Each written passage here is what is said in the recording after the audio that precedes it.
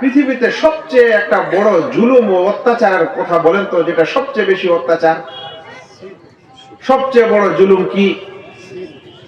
তো সাধারণত মানুষের মাথায় আসে জুলুম মানে কারো উপর অত্যাচার করা, তাহলে হয়তো কাউকে মার্ডার করা এটা সবচেয়ে বড় অপরাধ হবে। কেউ হয়তো মনে করবে যে সবচেয়ে বড় অপরাধ হচ্ছে যে ভারতের মুসলিমদেরকে তাদের নাগরিকতা ছিনিয়ে নেওয়া হবে।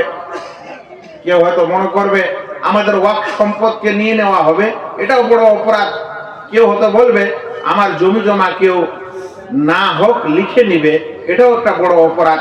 কেউ হয়তো বলবে ইত্যাদি গুনাহ ও পাপের কথা।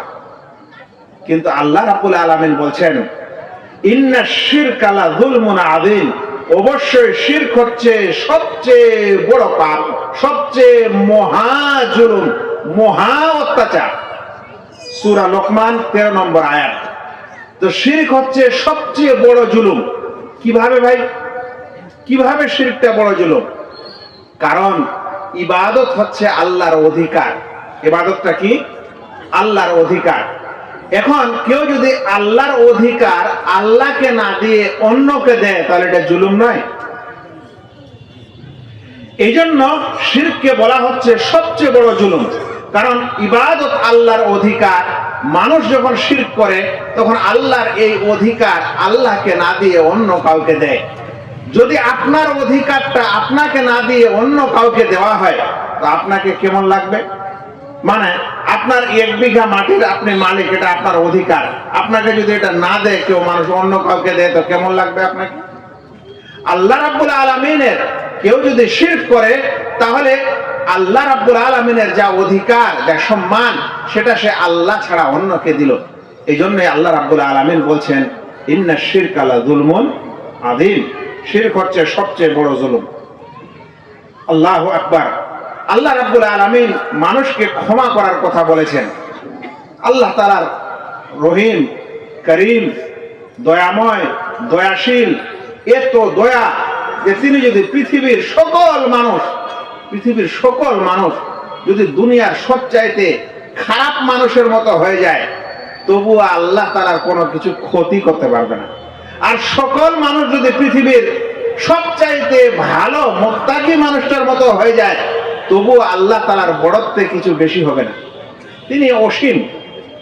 সেই আল্লাহ রাব্বুল আলামিন তিনি আমাদেরকে একটা ইশারা ও ইঙ্গিত করছেন এবং একটা আমাদের সুসংবাদ দিয়ে বলছেন ইন্নাল্লাহা লা ইয়াগফিরু আন ইউশরাকা বিহি ওয়া ইয়াগফিরু মা দুনা যালিকা লিমান ইয়াশা।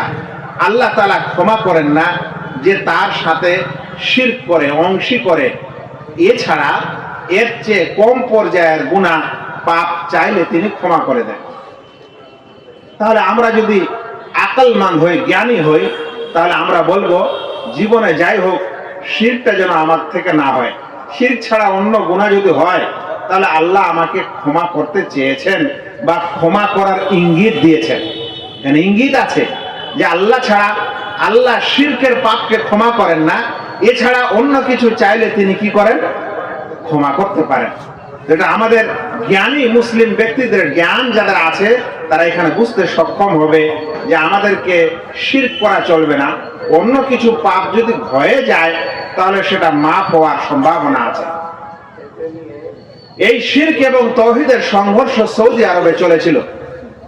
যখন মুহাম্মদ বিন আব্দুল ওয়াহাব রাহিমাহুল্লাহ, একজন বিখ্যাত আলেম, যাকে আমাদের দেশের এখন বর্তমান মুসলিম সম্প্রদায়ের মধ্যে যারা শিরকারী, তারা তাকে ওয়াহাবি বলে গালি দেয়।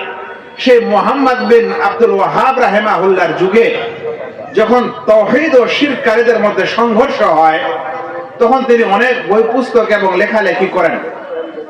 সেই সকল লেখালেখির মধ্যে একটি কথা তিনি বলতেন যে আশিরকু ফিত তাওহীদ কাল হাদাসে ফিল ওযু। তাওহীদের পর, ঈমানের পর, মুসলিম হওয়ার পর কেউ যদি শিরক করে, তাহলে ওর উপমাটা ওরকমই যেরকম কেউ ওযু করার পর তার হাওয়া বের হয়ে যায়। ওযুর পর যদি কারো হাওয়া বের হয়, তাহলে কি ওযু থাকবে না নষ্ট হবে? কারো দ্বিমত আছে? পৃথিবীর কোন ফাকিহ ও ফুকাহারা কোনো মতভেদ করেননি যে না কে জানে হাওয়া বের হলে ওযু ভাঙবে কি ভাঙবে না। কি আস্তে বের হলে ভাঙবে না, জোরে হলে ভাঙবে, কিংবা একবার হলে ভাঙবে না, কম করে হলে 2 বার হওয়া চাই, এরকম কোনো মতভেদ নেই। যে ওযু করার পর যদি কারো হাওয়া বের হয় তাহলে তার ওযু নষ্ট হয়ে যাবে, বিনষ্ট হয়ে যাবে, এতে কোনো দ্বিমত নেই।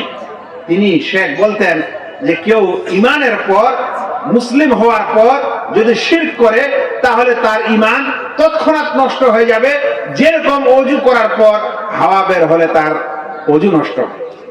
আল্লাহু আকবার।